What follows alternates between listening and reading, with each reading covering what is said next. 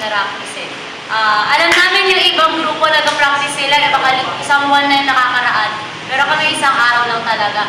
Alam namin, nawalan sila ng pag-asa, hindi pa man din kami nag-practice. Kailan ako kaya nag-practice?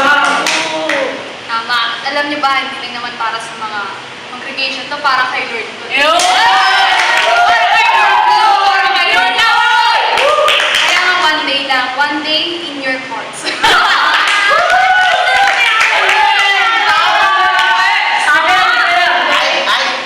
Ano kasi, nung nag-practice kami, nakita ko kanina, mga parang tinatamad na. So parang sabi ko, wala nang mangyayari. Pero eto, nagsikap pa rin kami.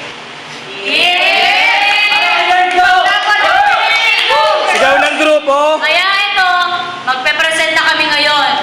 Kami, Abangan nyo